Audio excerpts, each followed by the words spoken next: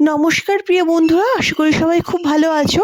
আজ তোমাদের কাছে নিয়ে আসছি চিতই পিঠা বা অনেকে সরা পিঠাও বলে থাকো। আমি এসেছি গ্রামের বাড়িতে, আর এসেই শাশুড়ি মা চিতই পিঠা করে খাওয়ালো। আর গ্রামের পদ্ধতিতে চিতই পিঠা কিন্তু বেশ অসাধারণ খেতে হয়, আর তৈরি করতেও তেমনি সহজ হয়। তো বন্ধুরা, প্রথমেই দেখো, চালটাকে আমি 2 ঘন্টা আগে ভিজিয়ে রেখেছিলাম। যত আগে ভিজিয়ে রাখবে চালটা বেশ ভালো ভিজবে, তাহলে কি হবে, মিক্সিতে গুঁড়ো করতেও সুবিধা হবে। আমি কিন্তু 2-3 ঘন্টা আগে ভিজিয়ে রেখেছিলাম, চালটা বেশ মিহি হয়ে পড়ছিল। তোমরা আরও আগে পারলে ভিজিয়ে রাখতে পারো। আর যখন গুঁড়োটা চালবে, হাত দিয়ে একটু ডলে ডলে, যাতে একটু মোটা দানাও কিছুটা পরে একদম মিহি থেকে, তাহলে পিঠেটাও ভালো হবে। তো চালের গুঁড়িটা প্রথম গুলে নিচ্ছি। এখানে গরম জলটা একদম বেশি গরমও দেওয়া যাবে না, আর একদম হালকাও দেওয়া যাবে না, মিডিয়াম গরম থাকবে। তারপর গুঁড়োটাকে হাত দিয়ে প্রথম ভালো করে চটকে নেব একটু শুকনো অবস্থায়। অতিরিক্ত জল না দিয়ে অল্প জল দিয়ে আগে গুঁড়োটাকে বেশ ভালো করে মাখিয়ে নিতে হবে। তো 4 থেকে 5 মিনিট ধরে গুঁড়োটাকে প্রথম আমি ভালো করে চটকে চটকে মেখে নিচ্ছি। 4-5 মিনিট পর আরও কিছুটা জল দিয়ে দিলাম। আস্তে আস্তে জল অ্যাড করব, আর গুঁড়োটাকে বেশ এইভাবে মেখে নেব।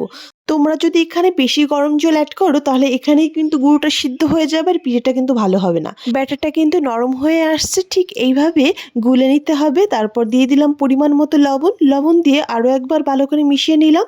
তো এই পর্যায়ে ঘনত্ব রেখে আমি গুলে রেখে দিচ্ছি কিছু সময়ের জন্য। তারপর কিছুক্ষণ পর চলে আসছি। দেখতেই পারছো ব্যাটারটা এইরকম ঘনত্বের ঠিক হয়েছে। এইবার পিঠেটা বানানোর পালা। তো চলে আসছি রান্নাঘরে পিঠেটা বানানোর জন্য। শাশুড়িমা বসে পড়েছে পিঠে বানাতে। মা যেহেতু কাছেই আছে, তাই মাই বানাচ্ছে, আমি আর বানাচ্ছি না। মা অনেকটাই বেশি ভালো পারবে আমার থেকে, সেটা তো বোঝাই যায়, কারণ ওনারা অনেকটা সিনিয়র, অনেক বানিয়েছে পিঠে পুলি। তো এক বাটি ব্যাটার তুলে সব জায়গায় দেওয়া হয়ে গেল। একটা ঢাকনি দিয়ে ঢেকে দেবে। তো এখানে একটা অ্যালুমিনিয়ামের ঢাকনি দিয়েই ঢেকে দিচ্ছে, তাই কত সুন্দর পিঠে হয় তোমরা দেখতে থাকো। একটু টাইট করে দিয়ে উপরে একটা ভাড়া দিয়ে দিল।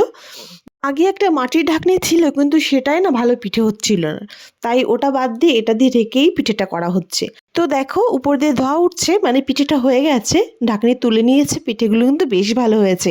প্রথম দিকে না বেশ ভালো হতে চায় না, পরের দিকে অনেকটা ভালো হয়, কিন্তু প্রথমেই অসাধারণ পিঠে হয়েছে। তো একদম গ্রাম্য পদ্ধতিতে একটা কাঁচের সাহায্যে সব পিঠেগুলোকে তুলে নিল। তোমরা কিন্তু ঠিক একইভাবে গ্যাসেও তৈরি করতে পারো, ঠিক এইভাবে। তো তোমরা ছুরি কিংবা অন্য কিছুর সাহায্যেও পিঠে তুলতে পারো, অসুবিধার কিছু নেই। তো সব পিঠেগুলো তুলে নেওয়া হলো। দুর্দান্ত পিঠে হয়েছে। তো সঙ্গে ছিল মাংস আর এরকম গরম গরম পিঠে যদি হয়, কার না ভালো লাগে বলো বন্ধুরা? শীতে 3টাই জমে যাবে। তো তোমাদের কেমন লেগেছে প্লিজ কমেন্ট করে জানাতে ভুলো না। ভালো লাগলে প্লিজ আমার চ্যানেলটি সাবস্ক্রাইব করে দিও, আর আমার পাশে থেকো।